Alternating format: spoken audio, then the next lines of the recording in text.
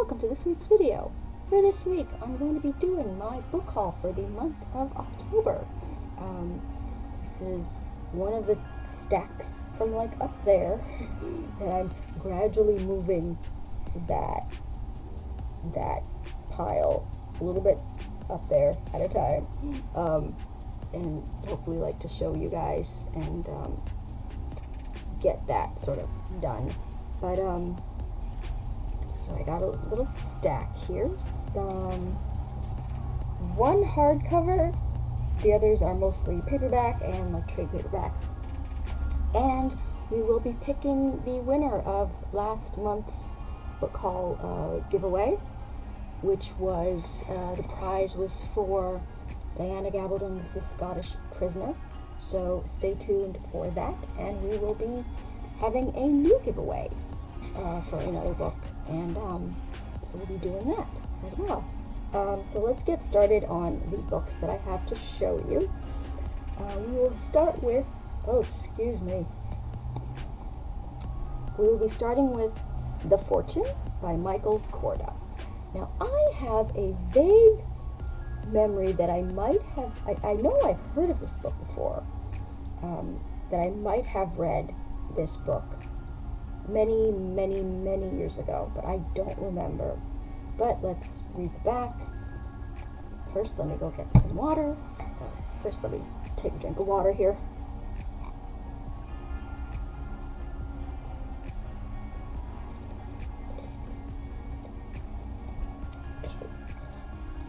This is The Fortune by Michael Korda, who I believe also wrote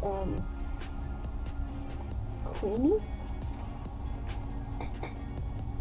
64-year-old Arthur Bannerman had status, power, and $500 million of family money. Then one night in a New York City brownstone, he died while making love to a 24-year-old woman. The girl was an unknown, a pretty Midwesterner named Alexa Walden, and Bannerman's secret bride. Now tainted with scandal and pitted against the powerful and privileged world of the New York rich, this innocent young woman must fight the entire Bannerman dynasty. Eleanor, the iron-willed matriarch who knows all the family secrets. Robert, the charming, ambitious son who can use both sex and violence against Alexa. And Cecilia, Arthur's daughter, haunted by a legacy of sin and greed. Far from Arthur's original plans, all have their own dreams and schemes as Alexa discovers for herself the burdens and dangers of The Fortune.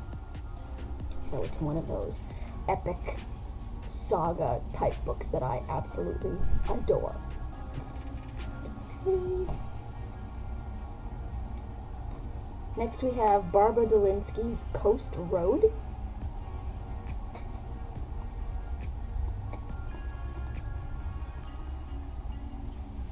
When Jack McGill chose his career as an architect over his family, he returned home from yet another business trip to find that his wife Rachel had left him. But now, 6 years later, a car accident has left Rachel clinging to life, and she and their 2 daughters desperately need him. Putting his work on hold for the first time in his life, Jack decides to sit by his ex-wife's bedside. Meeting Rachel's many new friends and trying to cope with 2 teenage daughters and their problems, he learns about a woman he never really knew, her expressive art, and the secret that made her leave. Much to his astonishment, Jack begins to see Rachel, his daughters, and the story of his marriage with new eyes. So this looks like a second chance romance, hopefully. So next we have Catherine Coulter's The Offer, and I do believe there isn't. So there's the thing, and there's the insert cover. Love that. And it is clearly a historical romance. Philip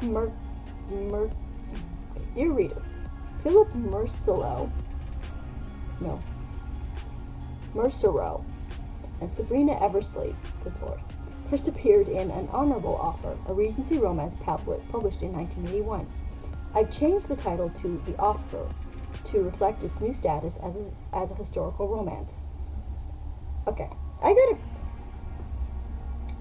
it's grammatically correct to write an historical romance, A-N. But it's not phonetically Correct. Nobody says an historical romance. They say a historical romance. So I don't know why they write it like, I don't know why they even bother with an. I don't. Just a historical romance. A historical romance. It's not, nobody says an historical romance. Sorry, tangent.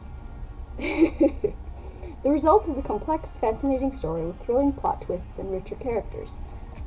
Sabrina Eversley runs away from home. I could never do audiobooks, y'all. I really couldn't, because I yawn when I read out loud. This is ridiculous. Sabrina Eversley runs away from home after her new brother-in-law attempts to rape her. She would surely have died in a blizzard if Philip Mercereau had not rescued her. He nurses her back to health only to find that he is not a hero. Instead, he's a gentleman who has compromised a lady. Instead, now there's only one thing left for him to do: marry her. But Sabrina turns him down, leaving him completely baffled. However, things don't turn out quite the way Sabrina planned, and it is she then who must propose, sweetening the pot with a big dowry and an offer of freedom for Philip. But what's a husband to do when he knows his bride is afraid of men? And more important, what is the bride to do when she follows her husband to his mistress's lodgings and discovers him on the point of indulging? Philip and Sabrina have a long way to go before they can sit amicably at the same table together. That is Catherine Coulter's The Offer.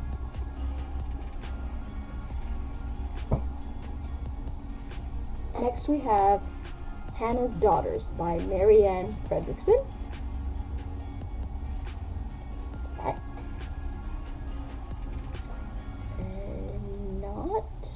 Not a historical romance.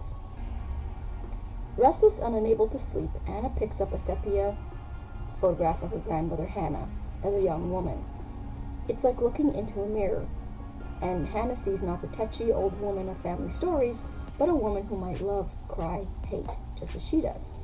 For the first time, Anna sees herself and her mother, Hannah's daughter, not just as a family, but as real people, whose lives have rich and complex stories to tell. Set amidst the lakes and forests of Scandinavia against a time of tremendous change, this is the story of 3 generations of women, their sons and lovers, mothers and daughters, an epic romance in the best sense, which will appeal to everyone who loves Wild Swans and the novels of Amy Tan. I loved Wild Swan by Celeste DeBrasis. I love that book. And Amy Tan I never really got into. I tried, but I don't know what it is. It's just her voice or something just does not work for me. But I'm very much looking forward to this because you know how I love my family Saucus. Next, we have Eric Siegel's Acts of Faith. And this is the same author who did Love Story, that was made into a movie with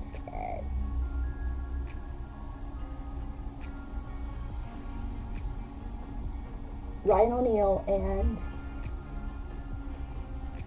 Ali McGraw. Good Lord. And so this is by the same author. They met as children, innocents from 2 different worlds, and from the moment their lives were fated to be, and from that moment their lives were fated to be forever entwined. Timothy, abandoning that birth, finds a home and a dazzling career within the Catholic Church, but the vows he takes cannot protect him from one soul-igniting passion. Daniel, the scholarly son of a great rabbi, he is destined to follow in his father's footsteps, and destined to break his father's heart. Deborah, she was raised to be docile and dutiful, the perfect rabbi's wife, but love will lead her to rebellion and into worlds the patriarch would never dare imagine. Reaching across more than a quarter of a century from the tough streets of Brooklyn to ultra-modern Brasilia, to an Israeli kibbutz, and radiating the splendor of 2 holy cities, Rome and Jerusalem, here is Eric Siegel's most provocative and ambitious novel to date. the unforgettable story of 3 extraordinary lives and 1 forbidden love. Y'all, she's gonna fall in love with the priest, isn't she? She's gonna fall in love with the priest! Oh, my Thornbirdian heart. You know how I eat that shit up. So, hopefully, this will do better for me than the Agree That Was Thy Brother's Wife by Andrew Greeley. I sincerely hope that I love this one more. I really, really do. Oh, so excited.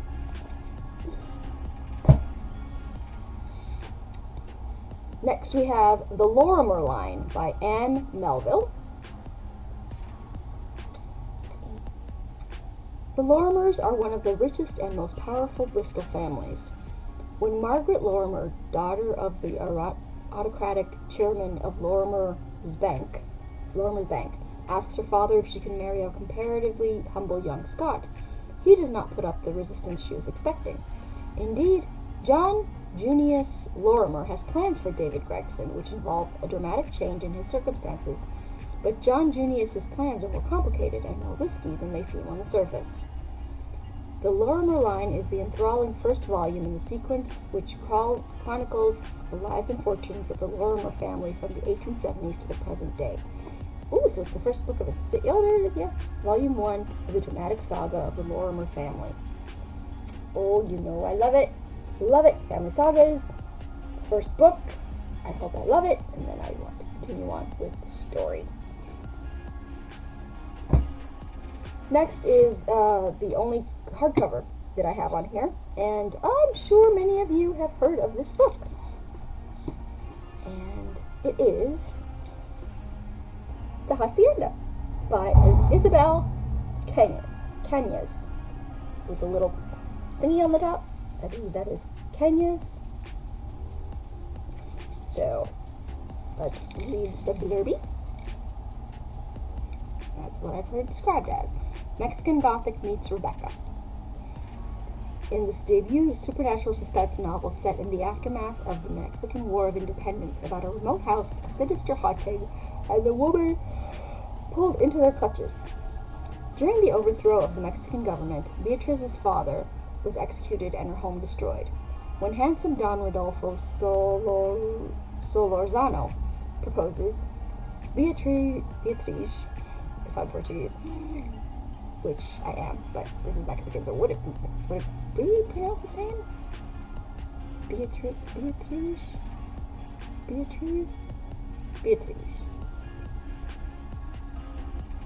I'm going to pronounce it as Beatriz because Beatriz sounds wrong. Ignores the rumors surrounding his first wife's sudden demise, choosing instead to seize the security that his estate in the countryside provides. She will have her own home again, no matter the cost. But Hacienda San Isidro is not the sanctuary she imagined. When Rodolfo returns to work in the capital, visions and voices invade Beatrice's sleep. The weight of invisible eyes follow her every move. Rodolfo's sister Juana scoffs at Beatrice's fears. But why does she refuse to enter the house at night? Why does the cook burn copal incense at the edge of the kitchen and mark the doorway with strange symbols? What really happened to the first Donna Solorzano? Beatrice only knows 2 things for certain. Something is wrong with the hacienda, and no one there will save her. Desperate for help, she clings to the young priest, Padre Andres, as an ally. No ordinary priest, Andres will have to rely on his skills as a witch to battle the malevolent I feel like that Peter Dinklage blooper. Malevolent, god damn it, malevolent presence haunting the hacienda. Far from a refuge, San Isidro may be Beatrice's doom. Dun, dun, dun. So yeah, that's definitely giving Rebecca vibes for sure. So, which I tried Rebecca years ago though, and I just Couldn't get into it, but maybe I will try it again, since we are revisiting classic literature here.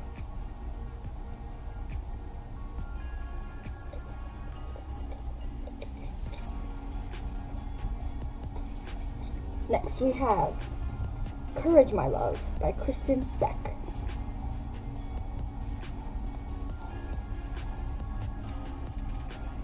When the Nazi occupation of Rome begins, two brave young women join the Italian resistance to fight for their freedom. Rome, 1943. Lucia, Italian, Colombo, has had her doubts about fascism for years. But as a single mother in an increasingly unstable country, she needs to focus on keeping herself and her son alive. Politics are for other people. Then the Italian government falls and the German occupation begins, and suddenly Lucia finds that complacency is no longer an option. Francesca Gallo has always been aware of injustice and suffering. A polio survivor who lost her father when he was arrested for his anti-fascist politics, she came to Rome with her fiancé to start a new life. But when the Germans invade and her fiancé is taken by the Nazis, Francesca decides she has only one option: to fight back. As Lucia and Francesca struggle against the Nazi occupation, they learn to resist alongside the partisans who drive the Germans from Rome. Yet as winter sets in, the occupation tightens its grip on the city, and the resistance is in constant danger. In the darkest days, Francesca and Lucia face their pasts and find the courage to love and strive for a future that is finally free. Love it! Love it, love it. World War II, women fighting, female friendships, hopefully. Love it.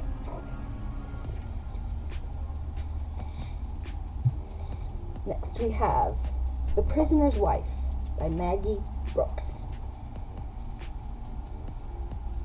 Inspired by an extraordinary true story. Love that. In the dead of night, a Czech farm girl and a British soldier travel through the countryside. Isabella and prisoner of war Bill have secretly married and are on the run, with Izzy dressed as a man. The young husband and wife evade capture for as long as possible, until they are cornered by Nazi soldiers with tracking dogs. Izzy's disguise works. The couple are assumed to be escaped British soldiers and are transported to a POW camp. However, their ordeal has just begun, as they face appalling living conditions and the constant fear of Izzy's exposure. But in the midst of danger and deprivation comes hope, for the young couple are befriended by a small group of fellow prisoners. These men become their new family, willing to jeopardize their lives to save Izzy from being discovered and shot. The prisoner's wife tells of an incredible risk and how our deepest bonds are tested in desperate times. Bill and Izzy's story is one of love and survival against the darkest odds. That is definitely one like World War II type story that I have not heard before. Definitely looking forward to that one. Very, very much.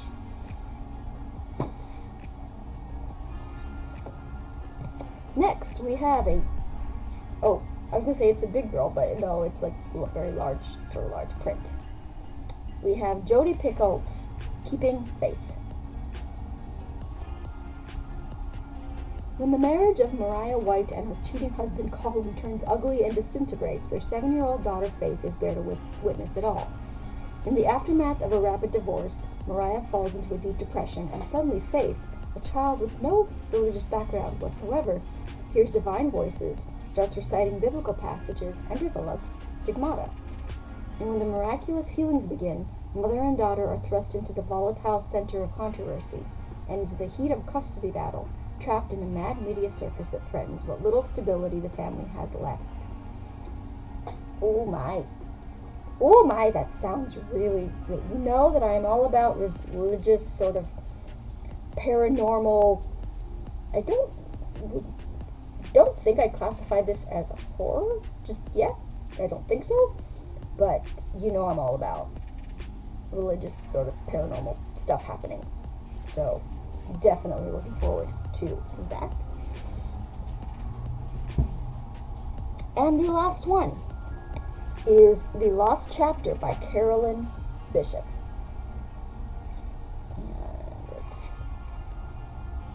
At 80 years old, England, present day. At 80 years old, Florence Carter spends her days making intricate lino prints. Lino prints? Lino prints? In the company of her dog and cat and her neighbor's daughter, Alice, a shy young woman troubled by a recent trauma. But when Flo learns that a long-lost friend has written a novel based on their time at finishing school, she's forced to confront a secret from her past. France, 1957. In post-war Lyon, Florence and Lily meet at a strict finishing school for girls. Florence is a demure young Englishwoman who is expected to enter society and make a good marriage. Lily, meanwhile, is a brash American with an independent spirit and thirst for adventure. Despite their differences, they form a firm friendship that promises to last a lifetime until a terrible betrayal tears them apart. Now, as Flo reads Lily's book, she struggles to separate fact from fiction. Desperate for answers, she decides to take a road trip to France to find Lily, and she invites Alice and her mother Carla to join her, in hopes the change of scenery will lift their spirits. But when they reach Lyon, it's Flo who needs help as the buried truth from long ago threatens to overwhelm her. So, very much looking forward to that. You know how I love my historical, early 20th century, mid-20th century sagas of family secrets and all that jazz. So, very much looking forward to that as well. So, now we will be doing the draw for Diana Gabaldon's The Scottish Prisoner. And thank you to everybody who entered.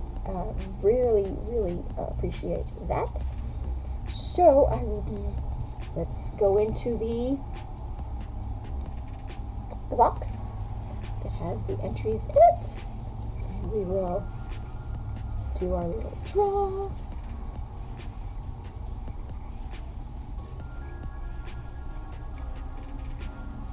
And the winner is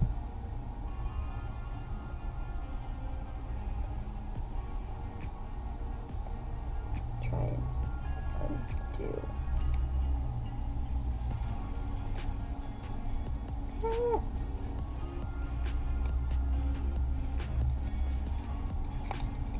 There we go.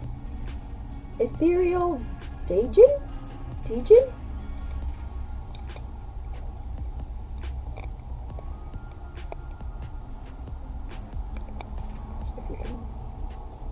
Clear enough or no? Ethereal Dejun, D-E-J-U-N. So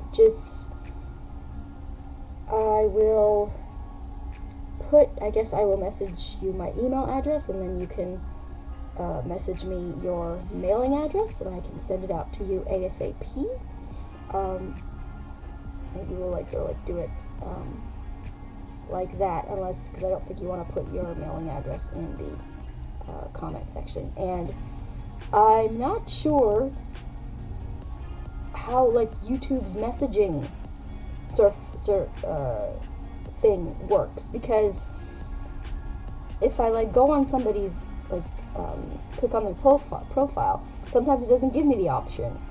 I don't see an option to message that person, so I can only and YouTube is freaking stupid about tagging people in comments, and so I'm gonna try doing that. But if I can't, I'll just put my email address sort of in either the description or something, or some way, and you can message me your mailing address. So that was the winner of last month's book haul. For this month, the giveaway is The Women in the Castle by Jessica Shattuck. And this is a historical World War II set novel, just I believe right after World War II. So let me just read the blurb for you. The Women in the Castle by Jessica Shattuck. Amid the ashes of Nazi Germany's defeat, Marianne von Lingenfels returns to the once grand castle of her husband's ancestors, an imposing stone fortress now fallen into ruin following years of war. The widow of a resistor murdered in the failed July 20th, 1944 plot to assassinate Adolf Hitler, Marianne plans to uphold the promise she made to her husband's brave conspirators, to find and protect their wives, her fellow resistance widows. First, Marianne rescues 6-year-old Martin, the son of her dearest childhood friend, from a Nazi re-education home. Together they make their way across the smoldering wreckage of their homeland to Berlin, where Martin's mother, the beautiful and naive Benita, has fallen into the hands of occupying Red Army soldiers. Then Marianne locates Anya, another resistor's wife, and her 2 boys, now refugees languishing in one of the many camps that house the millions displaced by the war. As Marianne assembles this makeshift family from the ruins of her husband's resistance movement, she is certain their shared pain and circumstances will hold them together. But she quickly discovers that the black and white, highly principled world of her privileged past has become infinitely more complicated and filled with dark secrets that threaten to tear them apart. Eventually, all 3 women must come to terms with the choices that have defined their lives before, during, and after the war, each with their own unique share of challenges. Written with devastating emotional power, Jessica Shattuck's evocative and utterly enthralling novel offers a fresh perspective on one of the most tumultuous periods in history, combining piercing social insight and vivid historical atmosphere. The Women in the Castle is a dramatic yet nuanced portrait of war and its repercussions that explore what it means to survive, to love, and ultimately to forgive in the wake of an unimaginable hardship. So that is the book for this month's giveaway. If you would like to enter, by all means, leave me a comment in the comments box. I will ask that if you have won in the last 3 months, please do not enter and allow somebody else to get a chance to enter the draw. So, yep, so that's going to be the giveaway for this month. And that's going to be it for this week's video. Follow me on Twitter at twitter.com/authorejamie. Like my Facebook page at facebook.com/authorejamie. And I will talk to you guys next time. Bye!